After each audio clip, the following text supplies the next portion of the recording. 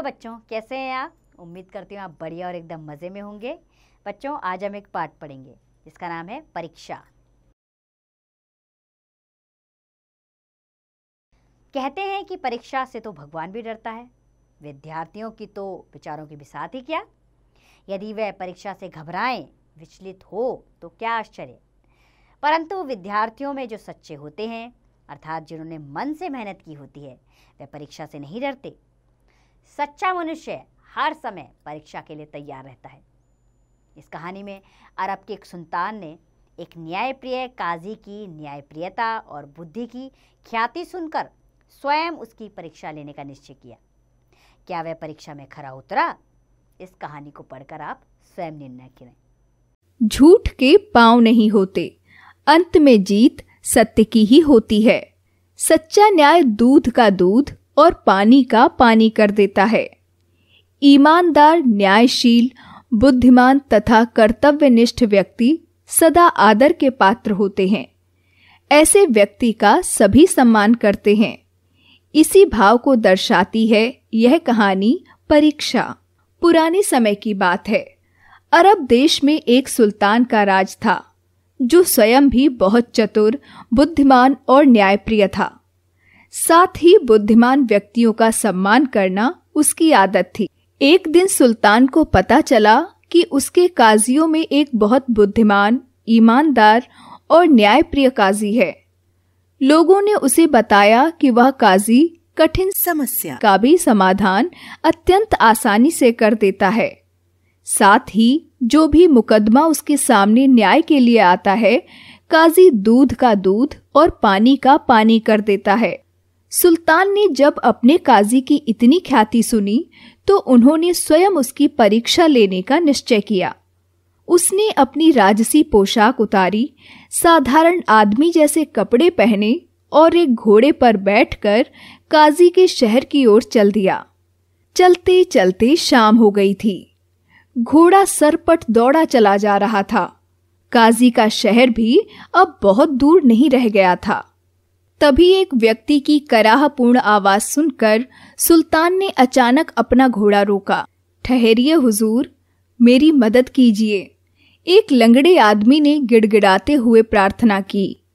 मेरी एक टांग बेकार है, मैं चल नहीं सकता। मेरी तबीयत खराब है। यदि आप मुझे शहर तक पहुंचा दें तो मैं आपका एहसानमंद रहूंगा।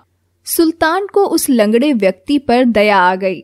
उन्होंने उसे अपने घोड़े पर बिठाया और शहर की ओर चल दिए। शहर आते ही सुल्तान बोले, लीजिए, शहर आ गया। मैं उतरने में तुम्हारी मदद करता हूँ। घोड़े से मैं नहीं, आप उतरेंगे महाशय, लंगड़े ने दृढ़ता से कहा। मगर क्यों? सुल्तान ने आश्चर्यचकित होकर पूछा। तुमने मुझसे शहर तक पहुंचाने की प्रार्थना की थी। तुम्हारा शहर आ गया। अब तुम मेरे घोड़े से उतरो। तुम्हारा घोड़ा? लंगड़ा व्यक्ति ठहाका मारकर हंसा और बोला, घोड़ा तुम्हारा नहीं, मेरा है। मैंने ही तुम्हें अपने घोड़े पर शहर तक पहुंचाया है। भूल गए? तुमने खुद मुझसे तुम्हें यहाँ तक पहुंचाने की प्रार्थना की थी। बात बढ़ गई। दोनों में तू मैं होते देखकर लोगों की भीड़ एकत्रित हो गई। सुल्तान और वह व्यक्ति दोनों ही घोड़े को अपना अपना बता रहे थे। भीड़ में से एक वृद्ध बोला, हमारे शहर का काजी बहुत न्यायप्रिय है।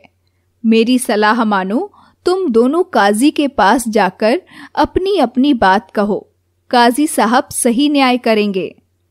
सुल्तान ने सोचा कि काजी के न्याय को देखने का यह अच्छा अवसर है, इसलिए वह और लंगड़ा आदमी काजी के पास पहुंचे। काजी के न्यायालय में पहले ही एक मुकदमा चल रहा था। एक धोबी और एक तेली वहां खड़े थे। धोबी कह रहा था, हुजूर, मैं इस तेली की दुकान पर तेल लेने के लिए गया।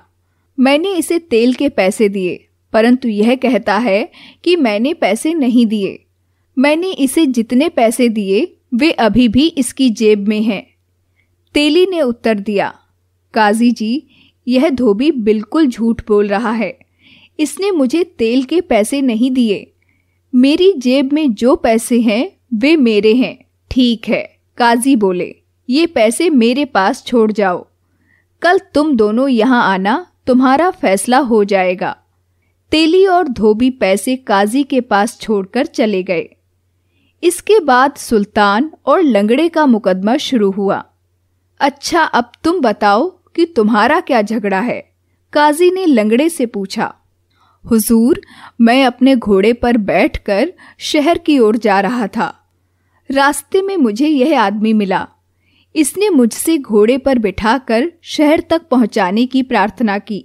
मैंने दया करके इसे घोड़े पर बिठा लिया। शहर आने पर जब मैंने इसे घोड़े से उतरने को कहा तो यह बोला, घोड़ा मेरा है, अब आप ही इसका न्याय कीजिए। काजी ने लंगड़े और सुल्तान दोनों की ओर देखा और कहा, ठीक है, मैं समझ गया। अपना घोड़ा छोड़ जाओ और कल आकर मिलो। पर काजी जी, मेरी भी तो सुनिए। सुल्तान ने प्रार्थना की। यह घोड़ा, मैंने कह दिया ना, घोड़ा छोड़ जाओ, कल आकर मिलना। काजी ने सुल्तान की बात बीच में ही काटते हुए कहा। अगले दिन सबसे पहले धोबी और तेली को बुलाया गया। काजी ने फैसला सुनाया। ये पैसे तेली के नहीं, धोबी के हैं। तेली को 10 कोड़े लगाए जाने का हुक्म सुनाया गया। अब सुल्तान और लंगड़े की बारी आई। क्या तुम मेरी घुड़साल में खड़े दूसरे घोड़ों में अपने घोड़े को पहचान सकते हो? काजी ने बारी बारी से दोनों से यही प्रश्न किया। जी हुजूर, हम अपने घोड़े को पहचान सकते हैं, दोनों ने उत्तर दिया। काजी जी दोनों को बारी बारी से घुड़साल में ले गए, जहां दोनों ने ही घोड़े को पहचान लिया। काजी जी न्यायालय में आकर अपनी कुर्सी पर बैठ गए। उन्होंने कुछ सोचा और सुल्तान की ओर संकेत करते हुए बोले, घोड़ा तुम्हारा है, घुड़साल में जाकर अपना घोड़ा ले आओ। इस लंगड़े को 20 कोड़े लगाए जाएं। काजी ने हुक्म दिया। काजी के न्याय को देखकर सुल्तान आश्चर्यचकित रह गया। वह अपना घोड़ा लेकर चला गया, मगर शाम को काजी से मिलने आया। इस बार उसने अपना परिचय दिया और पूछा, काजी जी, मैं सिर्फ इतना जानना चाहता हूँ कि आपने यह कैसे जाना कि वे पैसे धोबी के थे और वह घोड़ा मेरा था?